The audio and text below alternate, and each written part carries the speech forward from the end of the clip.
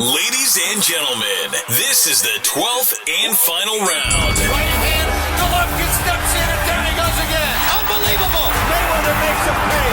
What a rookie mistake. A sensational left hook by De La Hoya. It's fact. I'm the best. You know what I mean? Sometimes I don't want to believe it myself, but it's the truth. I'm the best. I'm going to show you how great I am. From Southern California, this is the Last Round Podcast.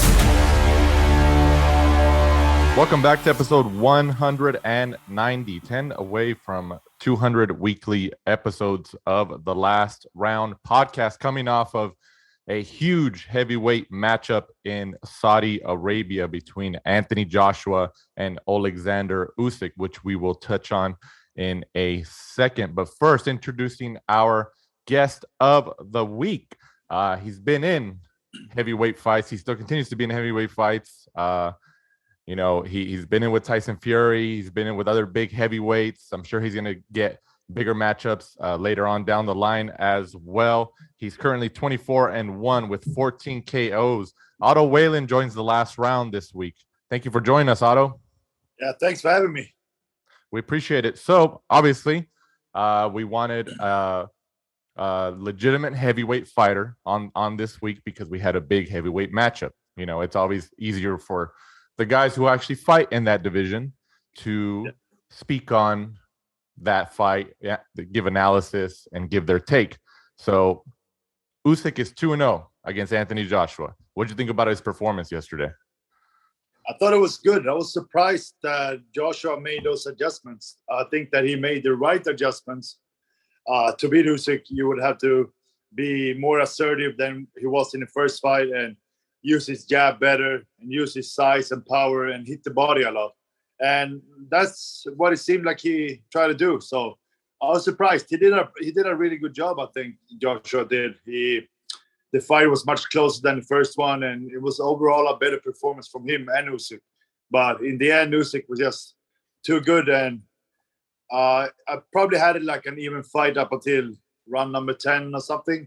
And then I felt like Usyk won the last 3 rounds after Joshua had a really good round in round number 9. But Usyk came back strong, and yeah, he's a really good fighter, and he showed a good chin also, especially a guy coming up from cruiserweight to heavyweight, and he showed that he could take big punches.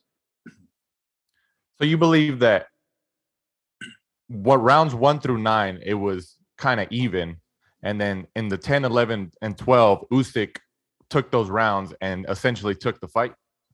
Yeah, that's how I felt. I wasn't scoring the fight, but that was my. That's how I felt, and I had some friends, so we were watching the fight, and we all felt the same way. I think Joshua, he was in the fight for sure, and then in the 9th round, he hurt Usyk, I believe, and put it on him really good. But at the same time, I think that might have been his best round, but also kind of maybe led to his downfall a little bit, that he blew a lot of steam there and didn't really recover from it, I think. Do you think that, because obviously Anthony Joshua changed trainers for this fight, he changed to Southern California-based Robert Garcia, so everybody was very interested to see how that pairing would work. You know, obviously they came up on the losing end last night, but did you see any different abilities or improvements from AJ under somebody like Robert Garcia? Yeah, he looked more assertive. He looked like he was willing to fight more than what he has been lately. I think when he was coming up, he was more aggressive, and he was using his size and power more. But then I think since the Ruiz loss, that he lost a lot of confidence, and he's been more hesitant to take risks after that. But yesterday it seemed like he was in a better place, and he was able to be aggressive and try to put it on Usyk more. So I think, from what I could tell in the fight, Joshua did better. If that's, having anything to do with Robert Garcia, it's hard to tell. But, seemed like he's been working okay for them.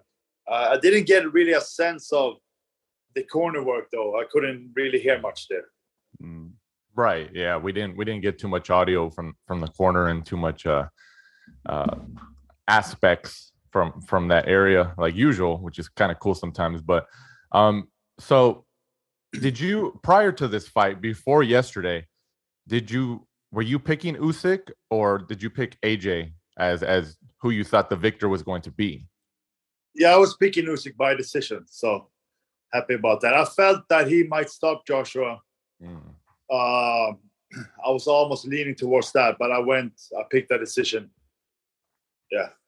So that, staying on after the fight, subsequent to the fight, there's a lot of people talking about AJ, and when he left the ring, there was some video of him leaving the ring. Looks like he was upset and emotional, and then it looks like he kind of gathers himself and he returns to the ring, and he grabs the microphone. He makes I don't know if you want to call it like a speech or like a statement, and then says some other stuff, but you can see there was some passion behind the words. You as a fighter, obviously, because this is also a very mental sport. How would you describe that speech that he did and his emotional state after something like that? Well, I was surprised for sure. It was unexpected. Noticed that he left the ring, came back, and had that speech.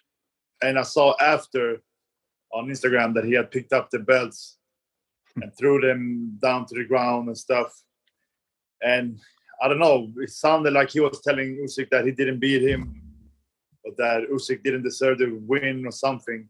And then in the speech, he said that Usyk did deserve the win. So it was a little bit back and forth. So I think it was very raw emotion. And I think ultimately, it's all the pressure that Joshua is having to deal with. I think that's hard for him. And he has been hard for him. I think that you can tell that in his fights, not so much yesterday, but in the last fight, for example, he was very hesitant to risk what he needed to risk to win the fight. And he was just trying to play it safe, not to get hit and not to get knocked out. So I think that Joshua, he's under a lot of pressure, and I don't think that he copes with it very well. So I think that has been hard on him, and I think that he cares a lot about what people think. So what happened yesterday was kind of, I don't know, some kind of a breakdown, I think. But I think a similar thing happened actually when he fought Ruiz and lost the first fight, when he grabbed the mic from Ruiz and started talking. So not a great look. Like, my take of it is maybe, all that pressure and everything. And I don't know what he's trying to accomplish with that, but I think maybe he feels when he loses, he's not the champ anymore. And, I don't know. The spotlight is on somebody else, and it might be hard to cope with. I'm not sure really. Otto, when you look at it as a fan, do you prefer them to be kind of like annoyed that they lost? Because when he fought Ruiz the first time, if you remember, he was kind of like smiley, he was congratulating Ruiz, and in the UK he got a lot of stick for that because everyone was kind of like, you just lost, you don't even look angry. And then this time round, he probably took it too far. The fact, that he left the ring and he threw the belts, that was kind of petulant, a little bit childish. But me as a fan, I want I want them to be pissed that they lost. You've just gone through a camp. You live like a nun, like, better than me and Danny. You do it. You have to kind of like shelter yourself away from everybody. So, I want them to be upset, when they lose. Yeah. I think it's that's fair to be upset. But I think that he could have handled it better. I think that he also knows that. So I saw that he put on a statement that he was apologizing and everything. So I think if he could do it over, he probably would. In terms of Tyson Fury now, who has the only other belt, the WBC heavyweight title, you've obviously been in the ring with Tyson Fury. You were in the ring with him in Las Vegas, and gave him a very, very difficult fight. And he said, he goes back and forth with the mind games, with the retirement stuff, saying, oh, I'm retired. And then he says, oh, well, I'll make my decision in 2 weeks. Like, oh, okay, conveniently after AJ Usyk. And then I think he posted something sometime yesterday after the fight, or saying that he's pretty much just kind of stirring the pot. That's the type of guy he is. The style matchup between him at 6'9" and Alexander Usyk at like 6'3", 6'4". Since you've been in the ring with Tyson Fury, who wins that fight? Who has the edge? I think that would be really interesting because you have Usyk that's so good. I mean, he's one of the pound for pound best. But is he big enough for Fury? I think that's the only question. Fury, he's 6'9" and he's a big guy, and he uses his height and reach well. If he will fight Usyk, he will probably, lean on him and tire him out that way. And I think that Fury is a smart guy, and he has good boxing IQ, and he has a lot of things that he can use against Usyk. But at the same time, Usyk is not that small. I'm 6'5.5". I gave Fury a lot of problems, and Usyk is 6'3", I think. A little bit lighter than me, but I think that it would be really interesting. I would like to see that fight for sure, but I would have to go with Fury though. Otto, which Fury do you think we'd see? Do you think we'd see the elusive, fleet of foot Fury, or do you think we would see the more Kronk style, walking people down Fury? I think that's a good question. I think he could do both of those things with Usyk, as long as he keeps it at his range, to keep Usyk away from him. Because Usyk has really good defense, takes nice angles and that. But if Usyk is too far away from Fury, he's not going to be able to reach him. So I think that Fury could either box or come forward as long as he keeps it at his range. How do you, as I mentioned, Otto, you gave Tyson Fury a lot of problems during that fight in Las Vegas. So what kind of, what advice would you give a fighter, maybe somebody like Usyk or anybody who gets in the ring with Tyson Fury? Because, not a lot of people have found the type of success that you found against somebody like Fury. Like, what do you tell somebody if they ask you, or if they've asked you in the past, hey, how do I try to get to this guy? Yeah, I think a big thing would be having no respect for him. You got to go in there and try to just make it a fight. Because if you let him get comfortable, he starts dancing and doing different stuff, sometimes fighting with his hands behind his back and stuff. Maybe he's changed a little bit lately, but you don't want to let him get comfortable. You gotta make it a fight out of it and be aggressive with him and try to take away that reach that he has and that awkwardness. And that's what I try to do when I fought him. Also, after that, go ahead. Also, after that performance, a lot of the commentators were saying, Usyk pound for pound number one. How do you feel? Yeah, I will put him up there for sure. Is he the number one? Oh, sorry, my dog was. That's all right. That's a good question. I think he has so much skill, Usyk, but so he might be the pound for pound number one. Doesn't mean that he beats Fury though. But if you go over the weight classes and his attributes, I think he might be the one. But it's hard to compare somebody that comes up from cruiserweight with a real big heavyweight, of course.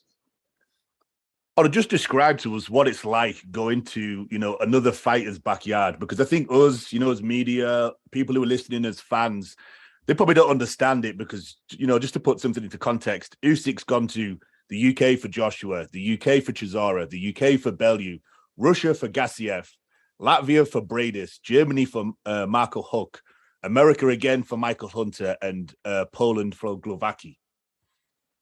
Yeah, no, that's amazing. I don't even know if he's fought in Ukraine yet.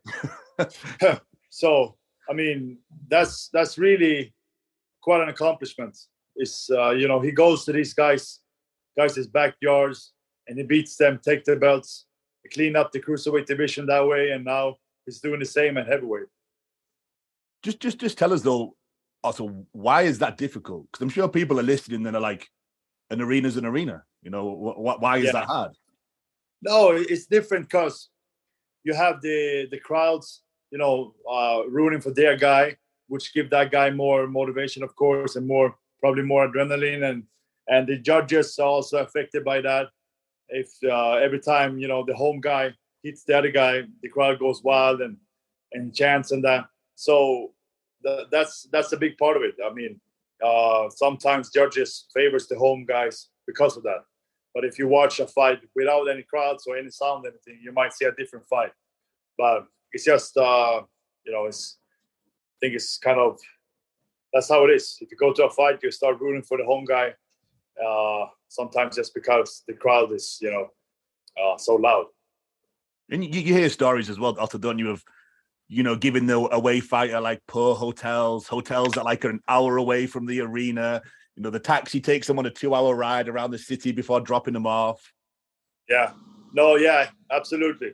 I remember one time, my coach, Joey Gamache, he was a world champion and he was going to fight in Maine.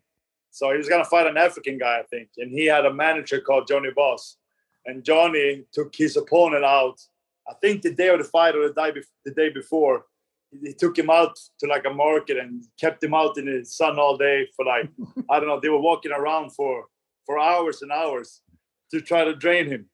But he tried to do it in a nice way. So the guy would appreciate, getting some sightseeing and that. But I'm sure he was a little bit drained after.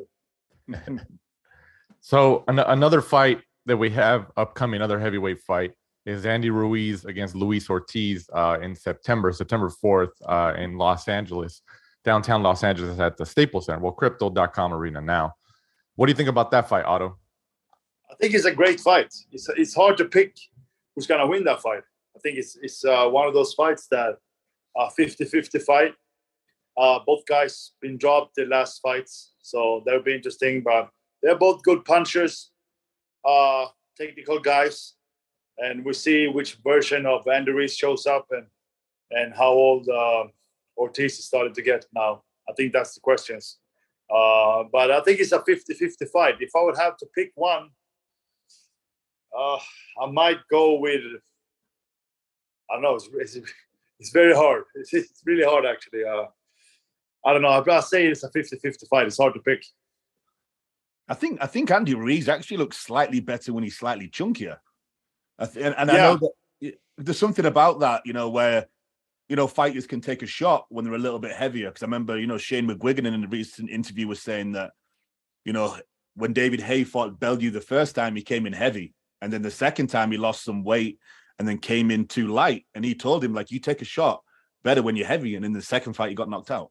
Support for the Last Round podcast is brought to you by Manscaped.com, who is the best in men's below the waist grooming. That's right, Manscaped.com. Their products are precision engineered tools for your family jewels. That's right, family jewels, aka your balls. Manscaped's performance package, the ultimate men's hygiene bundle. Join over 6 million men worldwide who trust Manscaped with this exclusive offer for you. 20% off when you use the code TLRBOXING and free worldwide shipping with the code TLRBOXING, like I just mentioned. Go to manscaped.com, enter that code, 20% off, bang. And also, if you use our code, it kicks us back some support and helps us with the content and continuing this show and going to fights, getting on location interviews, getting these other fighters to jump on and talk to us. So check that out, 20% off for manscaped.com. Obviously, we've had the products for a couple of weeks, Mike. You mentioned last week about the shaver. Talk to me again. Give me an update. Good stuff. Just good quality product. Everything I've used so far is good. You get all the soaps, all the stuff for the hygiene, the shaver to keep you looking smooth and healthy downstairs. Yeah, definitely. And they got a lot of stuff, man. It's not just like, the trimmers, the shavers. They even got boxers and shirts. It's kind of like a whole, and I don't even want to say men because there's females who buy their stuff too. So they don't discriminate. Whatever you want, they're going to have it to take care of your family jewels, especially the performance package, the 4.0. Inside that package, you'll find their lawnmower 4.0 trimmer, the weed whacker ear and nose hair trimmer, the crop preserver, which is ball deodorant. That one's crazy. The crop reviver toner, performance boxer briefs, like I mentioned. They sell clothes too. It's nuts. And a travel bag to hold all those goodies together. So check them out. Remember, get 20% off and free shipping with the code TLR Boxing at manscaped.com. That's 20% off with free shipping at manscaped.com. Use the code TLR Boxing. I keep saying it, but like I said, it helps us. It kicks us back some support every time you guys buy products from manscaped.com and put our code in.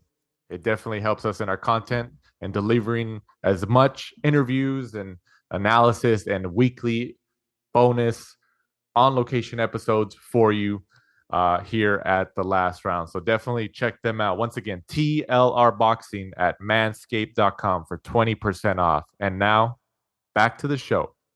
Yeah, that's a good point. I mean, Ruiz, he's been big his whole life. And so that's his style. That's how he knows how to fight. So just because he loses a lot of weight and looks slimmer doesn't mean he will get better. So, I mean, he didn't look great with Ariola, and I think he was lighter for that fight. So that's a valid point. Another fight we have in the next couple months in October is Deontay Wilder against Robert Helenius, October 19th. I believe that's in Brooklyn. Wilder returning after over a year's layoff since his loss to Tyson Fury last year. So what do you think about that fight? Because we've seen a lot of chatter saying that this Helenius is actually kind of problematic for Wilder. Do you think that's accurate? Yeah, I think so. Because Helenius is big. He's a good puncher. He's a pretty technical fighter. He might not have the best defense, and he's been knocked out before. And they have sparred. So, I mean, Wilder has to have a good idea who Helenius is. And I mean, he probably feels very confident that he will beat him. I can't see any other reason for them to take the fight, especially since they sparred before. So he should know. But at the same time, Wilder's been in really tough fights now lately with Fury and, been knocked out twice here. So we don't know how that is taking a toll on Wilder. And I think that fight, it could be whoever lands first. Do you think it's going to be hard for him to return, Otto? Because, before he had this mirage, like an evil villain, like if he touches you, you go to sleep. And like now that's kind of been, unlocked because, Tyson Fury showed kind of like a path for people to beat him. So I do wonder whether Helenius is just going to be like, okay, like Fury just walked him down. I'm just going to walk him down. Yeah, but I think Fury and Helenius are very different. Like I said, Helenius has been knocked out, twice at least. So I don't think that he's just going to be able to walk him down. If Wilder hits him with that 1-2, it's going to be over, I think. So are you favoring Wilder in that fight? Yeah, I am. And one of the reasons, like I said, they have sparred before, and I can't see any other reason why they would take the fight if they didn't know that Wilder should beat him.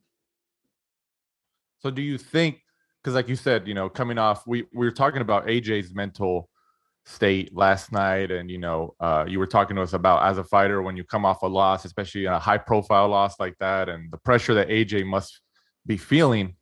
What about Wilder, coming off of 2 high profile losses, especially this last one, and getting knocked out against somebody like Tyson Fury, a big pay-per-view fight. He obviously coming back after a year. What do you think his mental state's going to be? Well, I think it could be good for him because he's also been under a lot of pressure, and maybe it's kind of a weight that's been lifted from his shoulders. Because who knows? I saw an interview with him, and when he was hugging Ortiz and stuff, almost seems like he's in a better place. So we'll see. We got to see more, of course, but could almost be like I said, less pressure and less. Maybe he's adjusted to not being the champion anymore, and he does this because he wants to do it. So it seems like, at least based on the schedule for PBC, since they have Ruiz Ortiz in September and then Wilder Helenius in October, about a month apart, they're keeping them on the same timeline here, and it seems like they want to face the winners off. What do you think out of those 4 guys, the winners, like who do you want to see fight each other out of those 2 fights, like the winners? Ruiz and Wilder, I think, because Wilder already beat Ortiz twice. So I think that's the fight that I would like to see. Do you think Wilder's the favorite against a Ruiz too? Yeah, I think so. I think so, but that could be a good one. I think it could be a really good fight though. But I mean, Wilder, he's so powerful. Ruiz, he's a little smaller. He was dropped against Arreola, so it's all about the power for Wilder. I think as soon as he hits some of these guys, it's gonna be over. And he's shown before that he's losing a lot of fights, then he comes back and scores the knockout victory. And Otto, what about let's turn to you. What's next for you? What's upcoming? Well, I wish I had some news there, but I don't. My promoter Dimitri Salira, he's working on it. He's staying on these guys, trying to get me big fights, and it's been a little hard for us lately. But if I can't score a big fight anytime soon, I would have to take another fight just to stay busy. Do you think? Go ahead. Otto, what did you think of when you fought Sokolowski? He's a bit of a legend in the UK. He's he gets in there with everybody. He's a bit of a gatekeeper. Yeah, he is. I think that he's the guy that gives a lot of people trouble, and I feel like he's beaten a lot of these prospects, and most of the time he doesn't get the decision, even though he should have.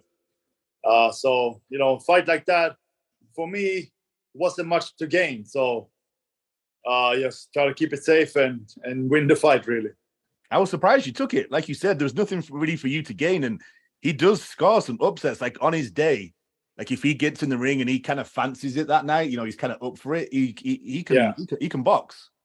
Yeah, for sure. He's very underestimated, I think.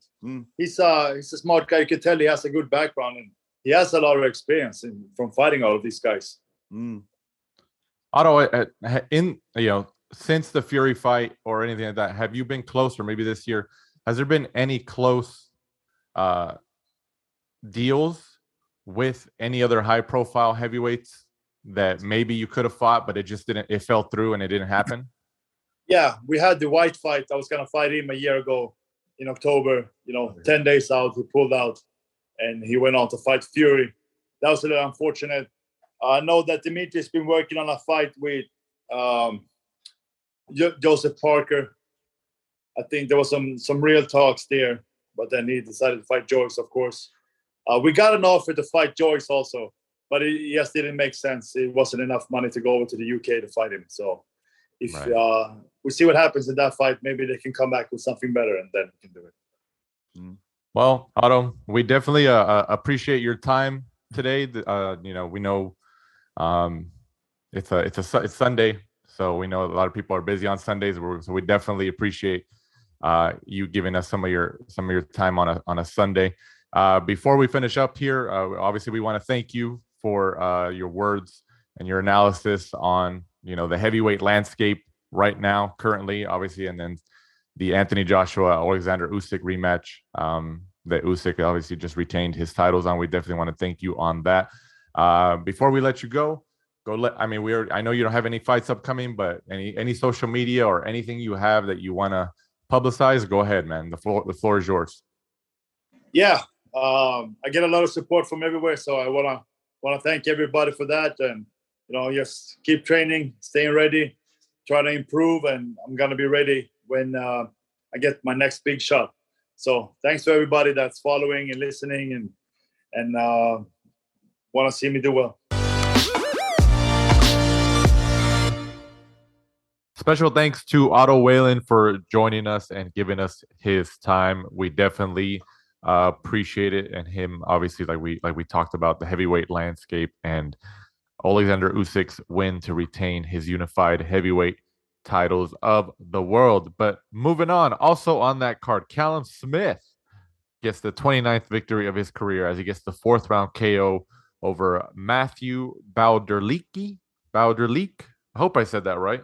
Did I say that right? That's an interesting last name. I don't know if I said it right or not. But Callum Smith, obviously, I would say the highest profile fight he's been in was against Canelo Alvarez in the United States. Famously when Canelo Alvarez attacked that arm and kind of gave him that big bulge. I think everybody remembers that. But Callum Smith returns and gets the 4th round KO. What'd you think about his performance, Mike? I mean, he did what he had to do, I think, on a high-profile card. I think it's more, where does he go from here, in my opinion? Interesting division that he's in. I'd like to see him in some of the domestic dust-ups against some of the other names. The light heavyweight's pretty strong in the UK. Light heavyweight and cruiserweight are pretty decent in the UK. So interesting to see where Eddie Hearn takes him next. Well, because he is now a full-fledged light heavyweight, right? Yeah. That's what, 2nd or 3rd fight, I believe, at light heavyweight, all against lesser opponents, I guess, to try to make sure that weight's good for him before slowly but surely stepping him up. But I don't know. I'm kind of down on his career. To me, in my opinion, he has never really tested himself that much. He had quite a lucky draw in the World Boxing Super Series, fought an injured George Groves in the final, and then, fought Canelo Alvarez. No shame in that. Canelo Alvarez is probably one of the best of our generation of us watching boxing. But then who else? That's all he's ever really fought. He's 30 fights. So Right. But I mean, he has, up until the loss to Canelo Alvarez, he was winning all his fights, regardless of opponents or not. And he was, the Ring Magazine super middleweight champion of the world. And people criticize Canelo for fighting Smith and saying, "Oh, why'd you, fight him or whatever? Should have fought somebody else." But he was the guy. Callum Smith was the guy with the belts. So what are you gonna do?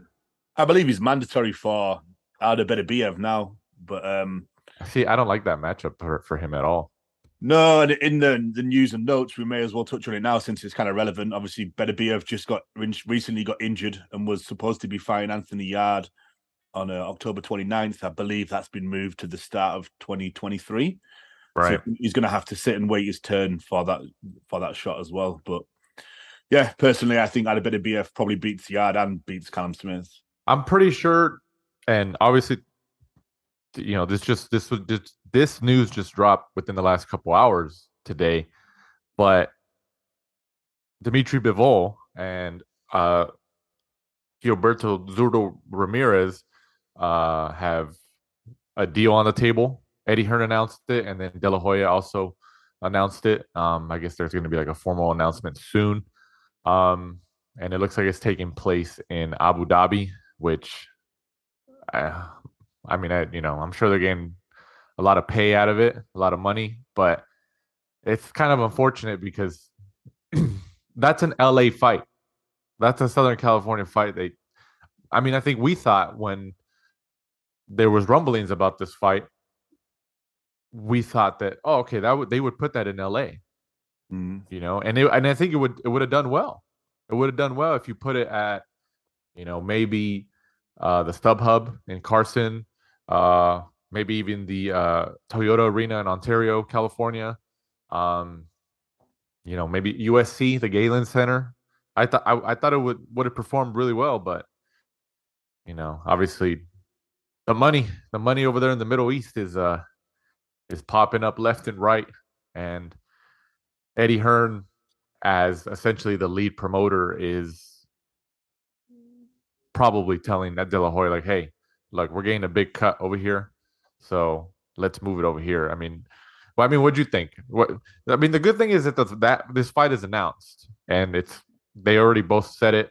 I'm excited for it because, Zurdo Ramirez is already a big guy, but what do you think about now that the fight's announced? What's your take on it? And it's in Abu Dhabi. What do you think? It's a good challenge for Bivol. Ramirez is just an absolute unit. He looks huge, even at that weight. I don't think you realize how big he is until, you actually watch him on like Fight Night, because he's enormous. Yeah. So it's going to be interested in that aspect. I just think, Bivol's going to have to, keep himself on the outside, kind of, fence him, box him up, kind of similar to Usyk against AJ, I guess, because the size difference is going to be pretty big because Bivol is a small, light heavy. Yeah, kind of. I think I'm guessing if it goes to Abu Dhabi, it's going to be for Bivol. I think his Russian roots is probably the reason that they want to take it there because I thought California would have been a good place for it just because both guys do camp out here. So right, yeah, that's what I thought. I was like, oh, okay, they're both going to be out here, but yeah, and the legions of Mexican fans in the Southern California area would have been there for Zerdo, as we've seen before. I think that played a big part in maybe Bivol's team and Eddie Hearn saying, hey, if we put it in California, we'll sell well, but it's going to be all of Ramirez's fans. He's going to have a majority, if not all, the support, which, it's understandable. So they say, hey, we need to go somewhere where it's kind of neutral. Bivol's a champion. He's coming off a huge victory over the pound for pound king and Canelo Alvarez. He kind of has a little bit more stock to be able to push around in the negotiations. So I'm sure they thought about the neutral site, Abu Dhabi, and it works out. What are you supposed to do? I mean, it sucks that it's not here in California, but going back to Callum Smith, do you think Eddie Hearn is trying to position Callum Smith to possibly get a fight, especially if Bivol retains and he beats Ramirez? But do you think Callum Smith is possibly Eddie Hearn is trying to position Callum Smith for a shot at, preferably for Eddie Hearn it'd be against Bivol, but if Ramirez wins, I'm sure Eddie Hearn would also make that fight too. What do you think? Yeah, I think Eddie Hearn either way. I think he gets his job done for Callum Smith. If he gets a title shot against anyone, really, that's, his part of it done. I don't think Eddie's probably got that much stock in Callum Smith, thinking that, he's going to be someone he can hitch, Matchroom on and lead them into glory. He's not like a Canelo or someone like that has all those fans that's going to bring in bundles and bundles of money. So I think, just getting him another title shot, like he did at super middle and then at light heavy would be, job done in my eyes for Eddie. It's a hard division. There are a lot of skillful fighters at the top there. Yeah, I think that's tough. Yeah, I think that's it really to me. It's just a hard, I don't think he beats Bivol. I don't think he beats Adebedebiev. I think Ramirez, Zerdo would probably be too big. Just too big, too strong for Callum Smith as well. Do you think Zurdo can? Do you think there's going to be a moment, because he's already 33, 34? I think he's around there. Do you think that he's just going to stay at 175 for the remainder of his career, or do you think that there's a chance before he retires or stops boxing that he goes to cruiserweight? Looking at the size of him, he could. He just wouldn't have to boil down for camping for weighing. He could just walk around at the weight he's going to fight at, because when he rehydrates, they say that he moves pretty much to cruiserweight anyway. So yeah, he could just walk around naturally, not have to burn off all that size to weigh in and then put it back on. But I think deep down, I think Oscar De La Hoya is hoping that, okay, we beat Bivol on the off chance they beat Bivol, and then Canelo. Yep, exactly. You knew where I was going. You knew exactly where I was going. Yeah, Canelo. I think Golden Boy and De La Hoya more, obviously, because De La Hoya is obviously that's his company, but that's exactly what he's trying to go for. He's hoping that Ramirez wins, obviously, and they have some leverage to talk shit and trying to entice Canelo into a fight with Ramirez. And then Golden Boy gets back into the Canelo sweepstakes. Like, hey, Canelo versus Ramirez for the light heavyweight title of the world. All Mexican clash in Texas or Vegas. I mean, think about it. And then De La Hoya would be like, oh, yeah, we're back in it, And if Ramirez beats Canelo for some reason or another, then how excited De La Hoya and Golden Boy would be? Like, oh, yeah, we came out on top. You left our company, but we got a new guy and he beat you. It's it's like a redemption like road for Oscar De La Hoya and Golden Boy. Take my money. I'm down. And you know what? And the crazy thing about it is that people think that Canelo might not do it, but you got to look at the landscape. He's kind of running out of opponents, Mm. and he can't go higher than 175. And even 175, obviously, after the Bivol loss, looks to be, not the best, but he's running out of opponents. 168, 175. So if that plan happens how De La Hoya wants it to, and they entice Canelo into a fight with Ramirez, which I think is probable because the selection of opponents for Canelo, and Canelo's not like 39 years old anymore. He's not going to retire like this year or next year. He still has 6, 7 years left, maybe 8, depending. Ramirez is a very, very probable opponent. I think he's even probable, even if he doesn't beat Bivol. Not right now, but he might be probable later on. But if he beats Bivol now, that probability just grows stronger in terms of it happening maybe sometime next year, right? Yeah, 100%. I think in a perfect world for Oscar De La Hoya, he beats Bivol and then they call him out like, hey, we beat the guy that beat you. Like, let's go. You want redemption? We beat them. Come and beat us. Yeah. And, obviously there's the also the Oscar and Canelo, like bad breakup and stuff like that. So, yeah, it's a good fight even without that. So it's like finding your ex-girlfriend or your ex-wife or ex-husband or ex-spouse or whatever, and then like you're with a new person, like you said, you see them at the grocery store, you see them at at the bar or something, like, and you're just like, oh yeah, look at who I got somebody new, check it out. It's kind of like it's a redemption factor. Like, check me out. That's what De La Hoya and Golden Boy, I believe, are, they want that to happen.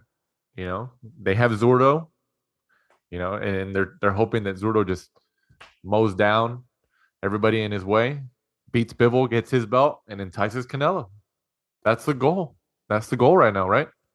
Yeah, and it's perfect. It's a perfect foe for Cinco de Mayo, Mexican Independence Day, because we did see that Bivol didn't sell compared to some of the previous ones. Canelo's name alone couldn't fill out in Las Vegas, so especially all the Hispanic fans would love that. On either of those, May or September, guaranteed sellout in my eyes. So, oh yeah, all Mexican clash. Yeah, I mean, when's the last time Canelo's Chavez? I think. Yeah, and that one did over 1 million pay-per-view buys. Mm. Remember, they announced it. Like, they did a press release after Golden Boy did and said, "Hey, we did over 1 million pay-per-view buys," and that didn't surprise me at all. That didn't surprise me at all because you had Chavez Jr., who the older fans wanted to watch, like, oh, it's the son of Chavez, and then Canelo, who was already known. All Mexican War, the story was there. The story was there. It was built in. So, I mean, you can't. I don't think him and a Ramirez could, come to a number like Chavez Jr. and Canelo did, but it'll perform well. It'll perform better than the Bivol fight, right? Yeah, I would say 700, 800,000 on I would think so, yeah. On one of those dates, May or September. I don't think it would be crazy to say something like that. Yeah. I mean, we'll see, but I'm glad that fight has been made. And it's unfortunate it's in Abu Dhabi. I thought I was going to land in California, but either way, it's happening, and I'm definitely looking forward to that fight between Bivol and Ramirez. And obviously, we talked about Callum Smith. Callum Smith is still waiting around in the wings. hoping for another shot. So we will see. Also on the card, Filip Hrgovic, another heavyweight title, heavyweight matchup. I'm sorry, remains undefeated at 15-0 with the unanimous decision win over 12 rounds against Zhili Zhang, who takes the first loss of his career. This was actually, I was watching this fight as well. This was actually a very back and forth fight for several rounds. At one round, Zhang would take it to Hrgovic, and I was like, oh wow, he's gonna stop him. And then Hrgovic comes back the next round and turns the tide. It kept going back and forth. It was actually a very, very entertaining fight. What'd you think? Yeah, it was. I just thought that you announced the wrong winner. There was a group of us. I was at the Navarrete fight, and we were in the locker room, a group of like fighters and coaches and stuff, and we were all watching it on somebody's laptop. And yeah, I think pretty much all of us kind of thought that Zhang deserved to win. I thought he was a little bit more active, got the early knockdown. I mean, he did go in there as the B-side, so he was probably like a few rounds down regardless. But yeah, I mean, you got to think about it. Zhang is 39 years old. Yeah, I mean, I know they had all this kind of momentum behind Hrgovic, but he's super freaking basic, which I understand you can get away with in the heavyweight division because of people's size and natural ability and stuff like that, the power and the strength. They're not going to be, very fluid and throwing a lot of combinations and stuff like that. Like prime example would be Wilder, I guess. But yeah, I just thought Zhang won it. I thought he did enough to win it. I thought he dropped him and stuff like that. Zhang, especially with that, Chinese market, they kind of were talking about, if I think win, lose or draw, Zhang is going to be fighting against Derek Chisora, it sounds like, in one of the stadiums over there. But yeah, it's obviously, Hrgovic goes on, and I think he's IBF mandatory for Usyk now, I believe. Yeah. So they're obviously trying to position him into that spot, which I understand. And IBF is going to most likely enforce that. So Usyk could mop him up on that performance. Usyk could absolutely super freaking basic. He has the chance of catching him and knocking him out because of the size of the guy, but super, super, super basic. So no need fight for Usyk, in my opinion. He doesn't need to take. If the IBF enforce that, and he needs to drop the title to make up the undisputed, which I doubt, I would be like, okay, you can have it back because it's not worth it. Against someone like Tyson Fury, hopefully the IBF don't. If any of them were going to, it would be the IBF because they are a little bit pushy on the mandatories. I wish we talked about with Otto Wallin earlier, how on the broadcast, on the DAZN broadcast, they weren't showing we couldn't hear the audio of the corner with the trainers and stuff like that. We didn't get any feeds from that, at least from what I remember. Because there was like a round or two. I know there was one round. I forgot which round. It might have been one of the middle rounds where the previous round, Hrgovic was losing. Zhang was taking it to him. And obviously when he goes back to the stool, he comes back out the next round and he just goes after him. Hrgovic does. And he takes that round. And I'm just like, oh, wow. And I think it was Corey Erdman who was on the call. He did a great job, by the way. He's been on the show before, so congratulations to him. That's great that the DAZN is using him a lot more. But Corey Erdman pointed out, I believe, that he's like, oh man, I wish we knew what was told to Hrgovic in between those rounds, because he came out like, forget this, I'm going after it. Like what did they tell him? To hype him up. I wish we had that audio in that corner, man. That's some of the best content in the sport, and people don't think about it. Obviously we watch it for the fights, the knockouts, the technical abilities and stuff, but don't overlook those conversations in the corner for fighters and their trainers during fights. That's great content right there. It's surprising that they didn't, because that tends to be one of the most basic things now. They'll even employ or have like somebody, like Sergio Mora does it quite a lot of the time. Like he'll translate for us in Spanish on the DAZN show, so we know what's going on in the corner. Right. Yeah. But yeah, Hrgovic, like you said, IBF mandatory now. I think he's positioned in that spot now. So I'm assuming they're going to try to pull that fight and get him in there with Usyk sometime next year if the Fury fight doesn't happen, or if there's kind of like negotiations are at an impasse between Usyk and Fury. But we will see. Also on the card, Badu Jack.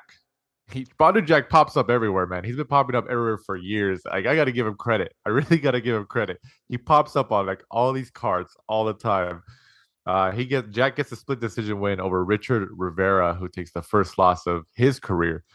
Like I said, Badu Jack just pops up everywhere. You know, I give him credit. He literally every fight, an event, and these are high profile cards that he pops up on.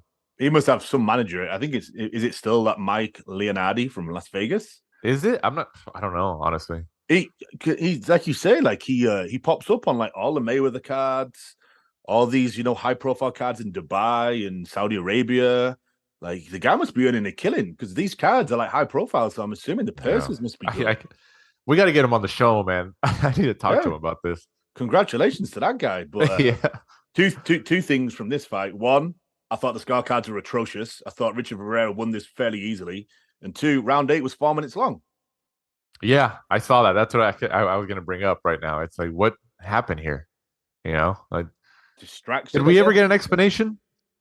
No, I mean, the DAZN commentary did notice it, and they did mention it before the bell was rung to actually end the round. And I believe Mannix or one of them said that the round is actually like 3 minutes and 58 seconds long.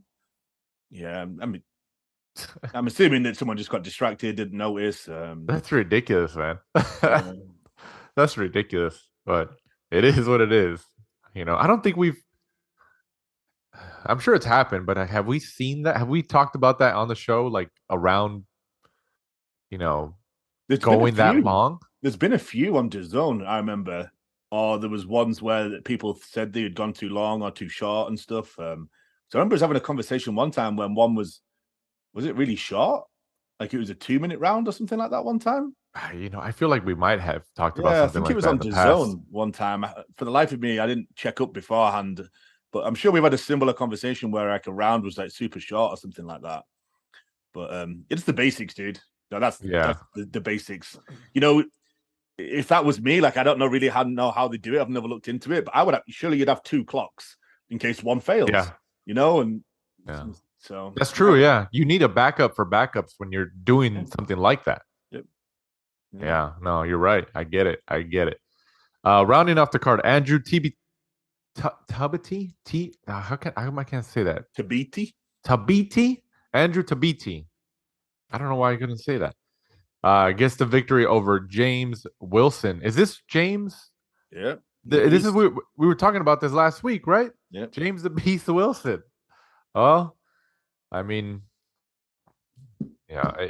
Do you think for James Wilson, maybe he just needs to hang him up permanently, or what do you think?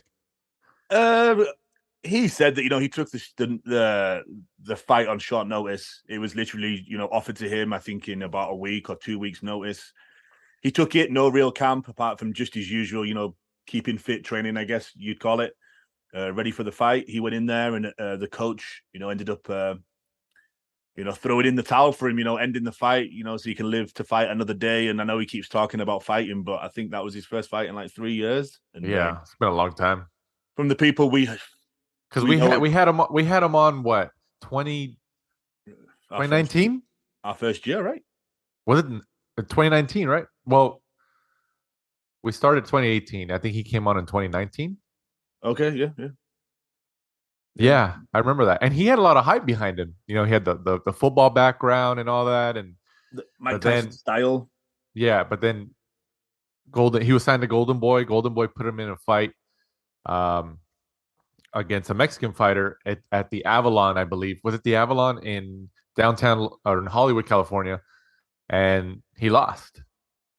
He lost, and they let him go, and that was it. And then you didn't hear too much from him for the last couple of years, right? Yeah, I mean, they put him in against essentially a cruiserweight, wasn't it? Like a journeyman cruiserweight. I think they thought that he was just going to blow him out, and then could carry on that like next Mike Tyson-esque myth. And then he has a look. Yeah, he does. He does. He has the look and he has the style. You know, that kind of peekaboo style, and lots of uppercuts and stuff like that, and very explosive. And then I don't know if I don't know if we can say, but he was offered a lot of fights, turned them down, and then Golden Boy were kind of like, okay, this isn't working out. And then from there he's kind of just been in the wilderness. Yeah, it is what it is. But he does have a very interesting story though. Like, if anybody's listening right now who hasn't listened to that interview, go back through our show library on your podcast app, and take a listen, because either way, his story is very interesting. Like I mentioned, he was I think he got invited to the NFL or something. There was some in relation to being that, and then he was also a Chicago pretty big. Bears. Say it again. He was with the Chicago Bears. Yeah, Chicago Bears. He was a very sought after student, like athlete in high school. He grew up in the Los Angeles area, I believe. So his story is very, very interesting. So if anybody who hasn't listened to our interview with him, go back through our show library from a couple years ago and check it out. Because regardless of his boxing skills, his story is definitely interesting. Moving on. Also, this past weekend, from the Pachanga Arena in San Diego, California, on ESPN Plus and ESPN. The Pachanga Arena, hey, they're getting a lot of fights ever since Matchroom put that Chocolatito card down there. Now these other promoters are starting to utilize that venue to check it out. Emmanuel Navarrete gets the 6-round KO over Eduardo Baez, who takes the third loss of his career. Navarrete retains his featherweight. Is this featherweight or super featherweight? Featherweight. His featherweight world title, right? I mean, what'd you think about the KO and his ultimate win? It was back and forth.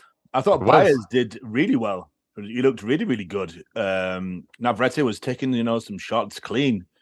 And then he also went to the corner and he actually said to the guys in the corner, which was caught, that he'd hurt his hand. He believed that he'd hurt his hand. The referee was told, the doctor kind of spoke to him and he said, yeah, I'm having pain in my hand. He was allowed to carry on, and he actually stopped him with the broken hand. Great body shot. And Baez, just couldn't get his wind and, get back up. But Baez, really good account of himself. I thought he came in there, he was game. He wasn't, overawed by the occasion or the size of Navarrete. And, another good performance. He doesn't disappoint, does he? Right. Navarrete fights so often. They're always a war. And so far, he's always coming out on top. But would you say that he is kind of now like Francisco Vargas, El Bandido? Because Vargas, it seemed like every time he fought, when he was, in the thick of it, he was always in wars too, and he went for it. Yeah, he's a smaller version. Yeah, I see where you're coming from with that. Yeah, it's fan friendly as well. I think that's why people love to watch him, because was it that during COVID he fought like 5 or 6 times in 1 year? Yeah, nuts. So are we gonna see Isaac Dogboe get a shot now? Again? I mean, after his win against Joet Gonzalez, right? You could kind of see that them positioning that, right? Like they can, kind of put it like, he was going through a bad time and now he's like changed camp and he's renewed, he's refreshed, he's revigored, and now's his time. But I don't see any change in that result. I think Navarrete deals with him pretty easily. Yeah. I've been beating the drum for so long, and I think you're on the same one as me, Danny. Like, Lara, we need to see it. I know it's two different promotions, but I know, but that's exactly all you need to say is 2 different promoters. And I don't think Top Rank wants to, unless Lara forces himself into a mandatory spot.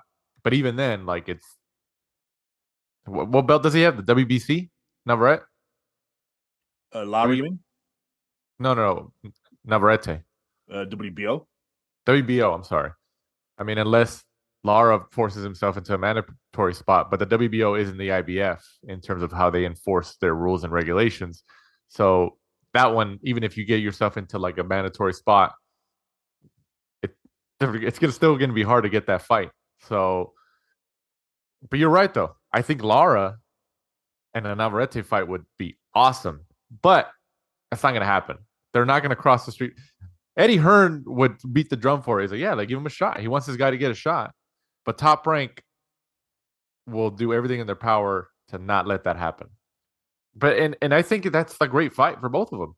But Lara, the guy's dangerous, man. He's the only guy right now in that division who's literally knocking everybody out.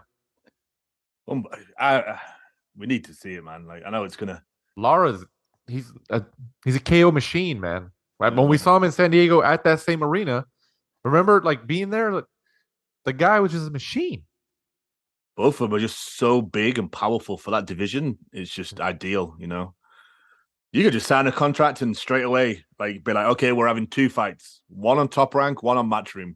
We'll flip a coin for who gets the first and then who gets the second. Yeah, no, yeah, but I'm with you though. I would love to see that fight, but I don't think we're gonna see it anytime soon. So we shouldn't hold our breath. Also on the card, friend of the show, he's been on the show before, Giovanni Santillan. He's out of San Diego too, so a local fighter.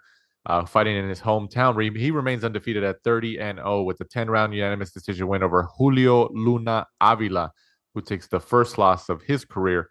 At 30-0, obviously Santillan was, I believe he started with Thompson's Boxing, and Top Rank now picked him up. I think it's a partnership, maybe Top Rank and Thompson's on his career. But hey, 30 fights, 30-0. Is it time to try to put him in there with somebody, comparable in terms of talent? 100%. And I'm not really too sure what happened because, he's 30, he hasn't lost a fight. Previously when he was with Thompson's, he was, He was ranked really highly in the WBO rankings. I haven't checked today, but he should still be up there. But he did disappear for a period of time. Yeah, I'd like to see him out there. But he seems like a great guy. I mean, the conversation we had with him, like he seems like a great guy. He keeps winning. I hope he gets a shot. He's honestly, I think he's the full package. He gets in there. He fights really well. In this fight itself, he got cut above the eye, got headbutted several times. Didn't phase him. Still managed to get in there, got the job done, came out with the victory. Looks good, talks good. Seems to be like the ultimate professional. What more could you ask for? Has a very, very good. He sells out the arena, like he had a good pop, when he got there was so many people there that were all to see him. Yeah. It was in San Diego. So yeah, I don't see any reason why he shouldn't at least get the shot, at least given the chance, he's 30, now. Yeah, exactly. He doesn't seem the sort of guy that would be ducking anyone. And I don't see him being the sort of person that's, looking for an easy title challenge because he's in there with some of these guys who are rough and rugged like Luna. He definitely came to fight, and that essentially is, he's fighting his 30th fight against an unknown person and suffered a gash, several headbutts. So why would you want to do that against a bigger name for a trinket? Right. No, you're right. Yeah, you're absolutely right. So also this past weekend, a card that Adrian Broner was supposed to be on, but he unfortunately had to pull out due to some mental. Well, I don't know if he's really came out and said mental health, but from his post, everybody's kind of taking that as understanding the situation. But from the Seminole Hard Rock and Casino in Hollywood, Florida, not California, Florida. I remember when I found out years ago that there was a Hollywood, Florida. I was like, what? It's 2? And then you get confused and like, oh, what's going on here? It's Showtime once again. This fight was on Showtime. Sergey Lipinets, who was the replacement for Adrian the Problem Boner. Oh, that's Broner. I said Boner. Broner. I'm not editing that out. That's staying in. That's staying in for all you listeners. As the replacement, the late substitution, he made the most of it. He came in, beat Omar Figueroa Jr. This was for the WBC Silver Super Lightweight title. There was a lot of people. I think we talked about it when Broner got pulled out of the fight. That we said this is probably a better matchup. Lipinets is a tougher test, right? What do you think? Yeah, I think me, you, and Al Dawson all said that Lipinets is going to be a tough task because Lipinets comes to fight, and kind of similar to what we say about Sean Porter. When you've had a fight with Lipinets, you've been in a car crash. He gives absolutely everything. Whatever he's got in the gas tank, Lipinets empties it in every single fight. And it was nice to see because he's been in and around the business for so long, but it's kind of surprising that it's only his 20th fight. So to see him, win the WBC silver was nice to see. And I think, Omar Figueroa kind of summed it up perfectly that, he'd been doing this for so long that he went to the tank and there was nothing left. He kind of just ran it dry. And I think the fact of, unfortunately, the lifestyle that he's lived, when he was a pro, it's been too long, too much drinking and partying and stuff like that, unfortunately. And I think it's time that he stepped away. But it's good that he's seen that, and he's not going to keep coming back and back and back and back, suffering, more damage to himself and his mental health by having to forcefully put himself back in the ring just for another payday. Do you think the payday changed once Broner got out of the fight? It's a good question. I'm sure that probably the top end of it may have done, because it's going to be significantly less, especially on a day when people had a lot of choice. You've got Usyk and AJ in the afternoon, and then on the nighttime you had a choice between either the Top Rank card, the Showtime card, or the UFC. So, right, I imagine a lot of people that may have tuned in for Broner were like, okay, I'm going to watch Usman and Leon. Yeah, because it's true because Broner's a polarizing figure. People will just tune in just to see him. That's it. Yeah, he love or hate the guy. Like people watch him. Yeah, he's hilarious. Yeah. People watch him, man. It's nuts. People get mad like, oh, why are they still giving him chances to fight and opportunities and paydays? Well, he does move the needle. He moves it enough that these networks and promoters are just like, okay, let's figure it out. Fight previews this upcoming Saturday, the 27th of August, from the Hard Rock Hotel and Casino in Tulsa, Oklahoma. Top Rank, just on a roll, just keeps it going. Jose Pedraza, 29-4, goes up against Richard Comey, 30-4, in a main event on ESPN. They have almost identical records. I think this is a pretty good matchup at the points that they both are in their careers. I think this is a pretty good matchup. What do you think? Do you think the winner, especially if it's Pedraza, faces Teofimo Lopez? Yeah. Well, yeah, I think Top Rank is trying to do that because that's why. Obviously, Teo just fought within the last couple of weeks. You put Pedraza and Comey, also two other fighters who fight at 140, right? Because it's a 140-pound fight, right? Yeah. You keep them on the same schedule, like we talked about with Otto Wallin earlier. You have Ruiz and Wilder fighting within like a month or a couple weeks of each other, because you're leaving that possibility open for them to the winners to fight each other sometime next year. I think it's the same thing with this. But Arnold Barboza Jr. is trying to beat the drum, and so is his manager, Rick Morrigan. He's trying to beat the drum to get Teo to get him in. And I don't know if you saw that video when Teo Lopez won the fight a couple weeks ago. He's in the ring and he's talking to, I don't know if it's Brad Goodman or Moretti or somebody from Top Rank, one of the high level executives, and the audio picks it up, the camera picks it up, and Lopez tells him, he's like, "Don't put me in there with Barboza. Don't put me in there." He's like, "I don't want that guy. I want bigger fish to fry." The fact that the camera caught that and it was like put out there, it was actually like really good for Barboza's case because he's like, look, he's still mentioning my name. He's the first, like, but I honestly think Barboza gets the fight first. I don't. I wouldn't want to see Lopez against Pedraza or Comey next. I want to see Barboza get the fight. Because we haven't seen Barboza get a high profile name like this yet, and I think he deserves it. And I think that's a pretty good fight. I like that fight. What do you think?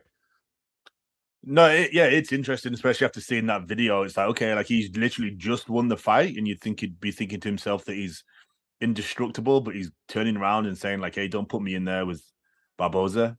I get where he's coming from. Like I'm sure he wants bigger names, bigger paydays. He thinks he's kind of above Barboza, but unfortunately, that's how boxing works. He's just come up to 140. Barboza's already there. If anything, Barboza was kind of further ahead in the 140 division than he is. Barboza was mandatory for the WBO, and it really should have been him against Jack Catterall, right? When it was relinquished. But yeah, it's definitely an interesting one. But like we kind of touched on before, I know he has it in his contract, doesn't he? That he's got a Madison Square Garden like pay-per-view lined up, and like is Barboza a big enough name to fill that stadium or fill that theater? Interesting to see where they go with him, because it's kind of, you'll get to see like what Top Rank are feeling like. Are they going to be sticking him in there? And they do match make really, really well. I could see them probably sticking him in there with like a name that's maybe on the slide. I'm trying to think of one off the top of my head, just to give him that pay-per-view, fill that room, and somebody that he's got a good chance of beating, because